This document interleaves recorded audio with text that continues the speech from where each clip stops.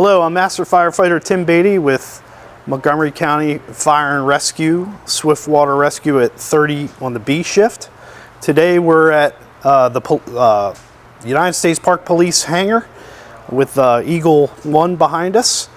I'm here with Sergeant Tim Ryan with the aviation unit. Tim's going to go through an overview of the aircraft and some things that he thinks is pretty important for us to know. Tim, thanks for having us down today. Sure thing. We really appreciate it. We love coming down here to visit you guys. So can you just give us a basic overview right now of the aircraft, and maybe we'll get into some safety considerations and stuff like that? Sure.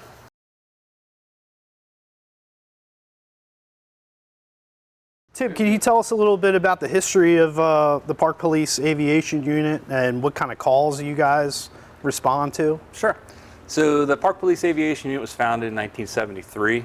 We started out with a couple of Bell 206s, smaller helicopters, and we graduated to the Bell 412s. We're a subunit of the Park Service, National Park Service, under the Department of Interior, so most of our responsibilities are focused around those areas. Okay. We do 5 basic subsets of work. We do primarily police work. We're a police helicopter, so we're doing chases, surveillance, searches, that kind of stuff. We do medevacs, primarily in Maryland. We're also the only medevac provider in the District of Columbia, and occasionally we pitch in and do some medevacs down in Virginia as well, mostly in areas that we have jurisdiction over. Okay. As you know, we also do hoist rescues. That's where we're going to interact with you guys most often. So our search and rescue profile is a little unique. Not only are we working with you guys out on the river, but we're also doing a lot of urban search and rescue, so kids that have wandered off from school, elderly folks who have gotten lost, so those types of things. A big chunk of our mission these days is presidential and foreign dignitary protection. So anytime the president or a high-level foreign leader is moving around in the area, we are part of that security package. So that takes a fair bit of our time as well. Okay. The last section is kind of everything else. So like I said, we're under the Park Service, so we do a lot of Park Service type missions. We do deer surveys. Once a year we fly up the river, count eagle eggs in the nests, and then we'll fly back again. Not us, but we bring a biologist on board with us. But they'll do a count of the eggs, and then we'll come back a few weeks later and see how many have hatched. So that way the Park Service can track the eagle population along the river as well. Okay. So it's kind of a varied subset of missions. A lot of times we may be available to come help you. If we're not, that's why we're not available. We're out doing other stuff. Okay. But for us, life safety always comes first. So if we're doing a mission that is not life safety, then we're going to transition out of that and come up to you guys. Very good. What's your crew look like on a normal day? I know you're kind of short staffed right now. A little bit, Okay. like everybody else. Sure. So minimum staffing for us is 2, so a pilot and a rescue tech. During the daytime, we do have some overlap in shifts, so we'll have a pilot and 2 or maybe even 3 rescue techs, depending on who's available. And the rescue technicians are paramedics, correct? They are. They're all nationally registered paramedics. They have the same capabilities as you guys on the ground. Our protocols largely mirror the Maryland protocols, so we're doing largely the same stuff that you guys are on the ground. Okay. All right, very good. What about any Swiftwater training or any kind of training that your technicians have?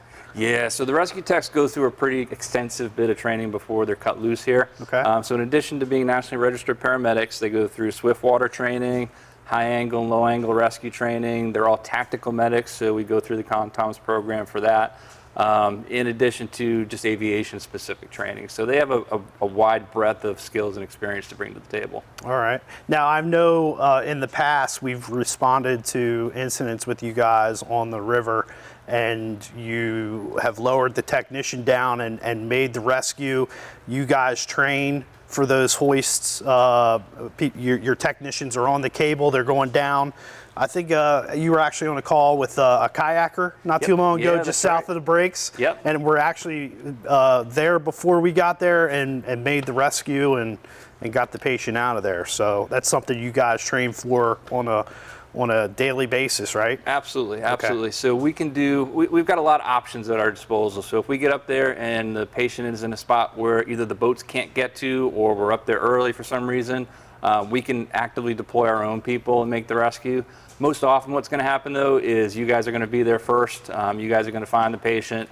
make the determination about whether a hoist is appropriate, and then let us know. Okay. And then we'll come in and pick up the patient you've got packaged for us. All right, very good. So let's talk a little bit about the aircraft itself. Mm-hmm. We'll get to know what we're dealing with here. We'll talk about some safety considerations, things that you want us to be aware of, especially since we're not around helicopters a whole lot. Sure. We have some newer people coming into the program. It'd be good for them to have a good overview, things to do or things not to do. Yep. If you can talk a little bit about that, that'd be great. Yeah. So the biggest concern with the helicopter obviously is going to be the moving pieces, right? You got the main rotor, spins about 10 feet off the ground depending on the terrain. Generally, you're going to be pretty okay with that. It's not like the MASH movies or TV show where you got to like crouch down to approach it. But you do need to be careful about it. So what we say is we never approach the aircraft unless you are under the direction of a crew member or the pilot, and they will come to you, get you, and then bring you back to the helicopter. And we're always we're approaching from this side of the aircraft, right, correct? Very much so. You always want the pilot to be able to see what you're doing, see what's coming towards him or her. So we always approach from the front or the sides of the aircraft so the pilot can see what's going on. If he doesn't know, if you're approaching from the rear and he doesn't know that, if for some reason he needs to reposition that aircraft, he may actually move that aircraft and bring that tail rotor, which spins about 6 to 8 feet off the ground, which isn't a problem for some of us, but might be a problem for others. The tail rotor is the one that's going to clip you, and you don't want that coming towards you. That'd be a bad So that's why we always, and when we exit the helicopter, we always come out to the sides and go to the front rather than the back. Okay, very good. So anything else as far as, we mentioned the pilot is on this side, correct? So he's going to have a clear sight, and your technician's usually positioned right here at the door, right? Right. So, okay. So we've got two sides of the aircraft. This is the rescue and tactical side. So any rescue work that we're doing, the hoist is on this side. So this is where we're going to be coming from and where we're going to be working. Okay. When we're deploying SWAT or flying with SWAT, this is the side they're going to set up on. For medevacs, we're going to work on the other side. The patient cot's on the other side, all the equipment's over there. So for medevacs, outside of hoist rescue medevacs, we're going to work on the other side. Okay.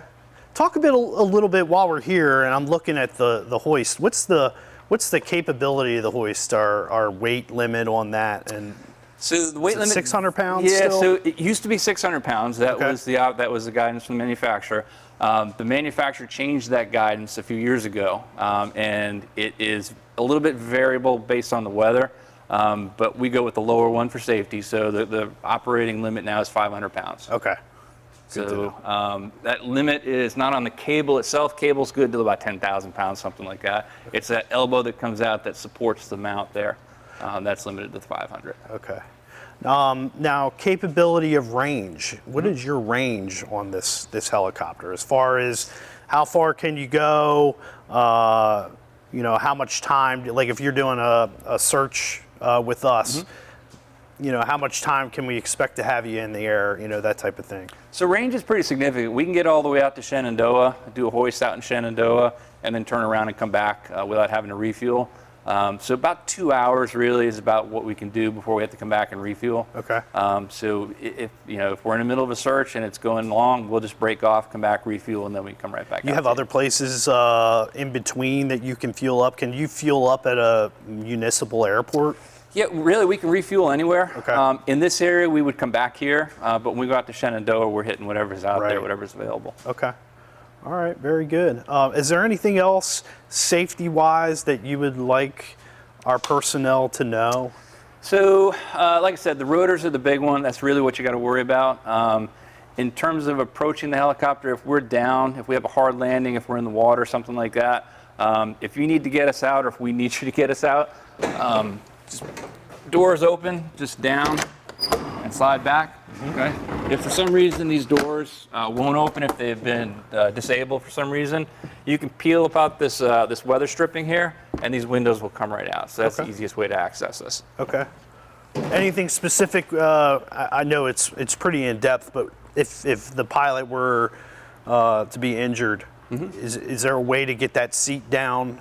Is there a latch or something? Not really? Or? No, really there's not. The seat's kind of is what it is. Okay. It does slide a little bit back and forth. There's a release, so if you got a pilot who sits way up front, you can slide them back a little bit. But Okay. really how you find him is how you're going to have to work with Okay. him. The seat belts that we have are just regular seat belts. So you look around the lap belt, lift up that flap, and then all 4 restraints will come off with that. Okay. So Tim, one of the things that's been a conversation piece with the team is Stokes basket versus pep bag. Yep. Right. Traditionally, we've used a Stokes basket for hoists. We've made a transition to a pep bag or a Bauman bag, and putting the patient on a long board, putting them in the pep bag. What do you guys prefer? Do you prefer the Stokes, or do you prefer a pep bag, or doesn't it really matter? So we're in the same boat. So we've traditionally used the Stokes basket, so that's what we're most comfortable with. However, we have practiced with we have trained with the pep bags. They meet all our requirements as long as they're commercially rated and appropriate for the job. So yeah, we could take either. Okay, that's good to know. And while we're on this subject, taglines. What have you found to be the best tagline? 1 tagline, 2 taglines? So it's really, doesn't it really matter? Yeah, it's really going to be incident dependent. Okay. It's going to depend on how many people you can get, what kind of space you're working with on the ground. 2 is obviously always better than 1. It's easier to control. Sure. If you only can get 1 guy down there, then we'll take that 1 guy or one tagline. Okay. We have practiced with the with the 1 tagline split into 2. We had mixed results with that, in all honesty. So if you can get 2, 1 at the head, 1 at the foot, that's the ideal. That's ideal. If you can only get the 1, then you can only get the 1, and we'll work with you on that. All right. Yeah, I think we've tried. We had 3 shifts down here. Each shift tried something a little different. Mm-hmm. And like you said, it's all dependent on where you are. If you're at the top of the traverse, there's not a whole lot of room up there for 2 taglines, so you just got to kind of make it work. So. Yep. All right. Well, we appreciate your time. Absolutely. Thank you for coming by. Yeah, thanks for having us down here. It's always a pleasure working with you. All right. See you out on the river. So we want to try to stay away from the back as much as we can, because we want to stay away from the 700-degree jet exhaust coming out the end.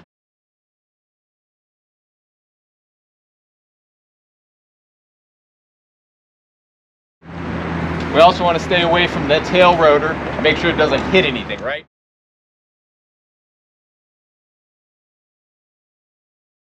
It's spinning at several thousand RPM while it's running.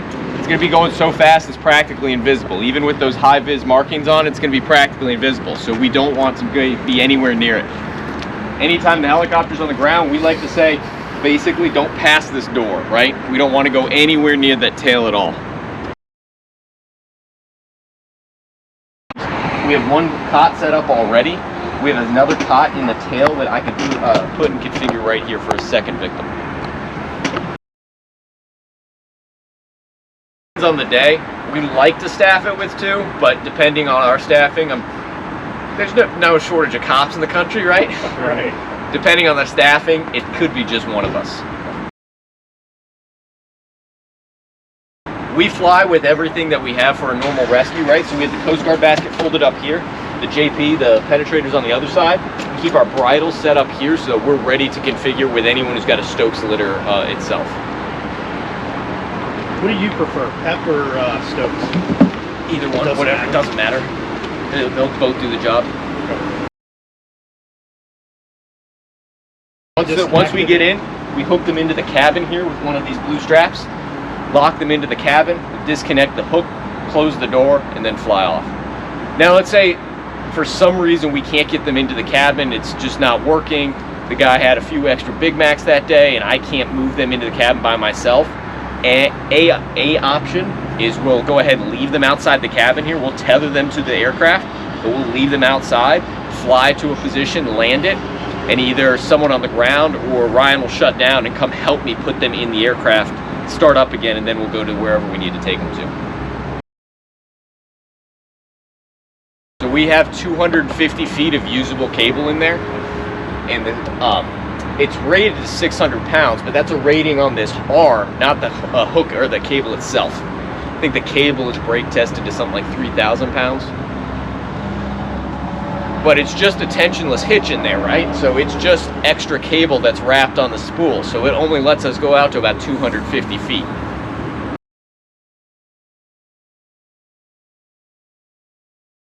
So cutting the cable is clearly the last resort. We have a manual cutter we have right here. So let's say the cable's fouled on the ground and there's no emergency. Let me back up. There's 2 times we're gonna have to cut the cable, right? There's cable's fouled and attached to something on the ground and we can't move it, or if there's an aircraft emergency. So if aircraft emergency, there's actually a electronic squib in here, basically a shotgun shell, that'll shear the cable off. The pilot has a switch up on his control pedestal that he'll be able to shear the cable off, right? So if the aircraft loses an engine, we don't have the hover performance and we have to go down, the thought is it's much rather we drop the guy 50 feet than drag them 300 feet down to the crash site of us going 50, 60, 70 knots. If that kind of thing is happening, we're going to try to lower that as fast as we can before it gets cut. But that is kind of the thought process behind that if the aircraft's having an emergency. If it's not an aircraft emergency, if it's just a cable stuck, something stuck on it, we have the ability to cut the cable so I can bring it in, shear the cable there, drop the used line. Then we have an emergency cable hook replacement in the bag here where I can thread a new hook onto that line and we can try it again. So the helicopter can go about 300 miles before it needs to refuel. Our typical radius of action though is about 50 miles. Okay. So here to Frederick. Okay. What about when you go to Shenandoah? So if we go to Shenandoah, so like I said, right, we can carry people or gas, right? One of the two. So when we leave here, right, we don't have as many people on board, so we top the tanks off. Right now the tanks are at about half full, so that we can carry more people, right? Especially if we're going to go up to Great Falls and do a hoist, we're already kind of half tank, so it's easier to pick more people up. If we go to Shenandoah, we're going to top the tank off, we burn the gas flying out to Shenandoah, then we're able to pick people up. So it's really a balancing act and trying to plan stuff out while we're going places. We've got the camera and the searchlight up here, right? They're both facing backwards so they don't get as many bugs hitting them during the day. If we need to, right, we have HD video, we have low light camera, so like a night vision camera, as well as a thermal imager. So the thermal imager and the night vision are 2 separate cameras, right? So the thermal imager is just radiated heat, whereas the night vision is intensifying any ambient light that's in the air.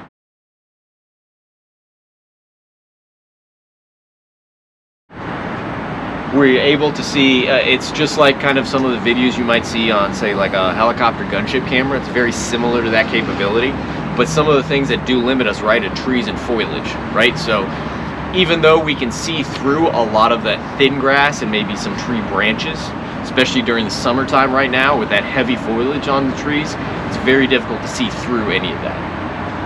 At the same time, we're able to use that and help cover a wider area, especially if we're searching, say, a big field. Some of these farm fields that are out in the eastern Maryland, we're trying to search through them. We're able to go through and be able to look through that. So if we're doing a search, we like to have at least some sort of contained area, right? It's difficult to do a search when you're like, yeah, he ran that way, I don't know where he went. If we're able to have some limits on like, hey, we checked these roads, there's nothing beyond these roads, it's somewhere in this 10 square mile field, great, we can at least check that field. As silly as it sounds, one of the things though that we want from people is when we get called to go out and search and we find something, we'll check on it. We've had some agencies in the past, they call us out there, we find something in the woods, and we're like, hey, there's a hot spot in the woods, I can't tell what it is because it's under the trees, but we need someone to go check, it's out there, and they're like, I don't think it's anything. Big thing with shining the lights is if we're landing at the LZ at night, right? So we don't want the lights flashing and pointing at the pilot as he's trying to maneuver the aircraft, especially these real tight LZs that we have. Pretty much at night, everything seems a lot smaller than it really is. That's really the big thing where light discipline comes into. When we're circling overhead at 500 to 1,000, I mean, clearly don't put the light of God shining at us up there, right? But at the same time, if you're trying to signal us and say like, hey, it's us here, and you got your little flashlight, you're shining in the air, that's a real easy signal for us to be able to look from just, using my eyeball to see out the cabin, to see what we're looking for.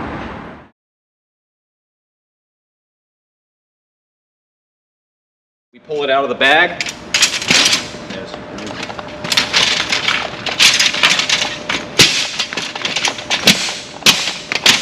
Done.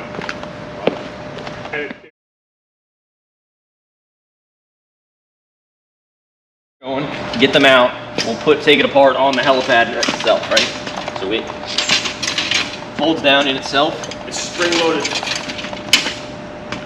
The spring-loaded tabs keep it.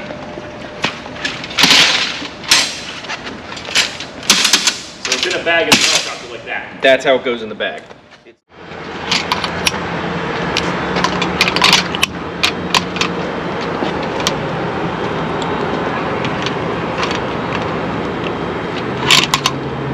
There's no tops if you're not doing backwards. True. I guess we only use this one.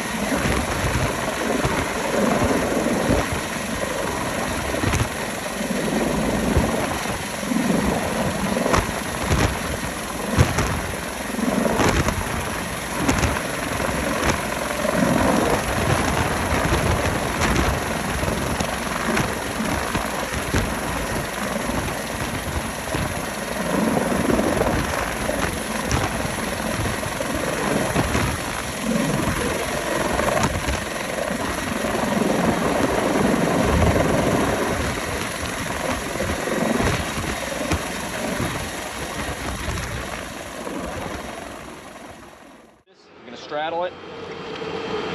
You're going to wrap this around under your arms. Yeah, exactly. This is why it might take a second, right? You So one thing you guys can do also, and then you if just it's gotta hold down there, the device like kneel. this here, right? Do the strap while you're kneeling, straddling it. Then go ahead and stand up and reposition yourself. Right? So it's gonna come up. I'm gonna bring it up slow. And it's gonna be just like that. And most likely that's how you'll arrive at the landing zone. Right? So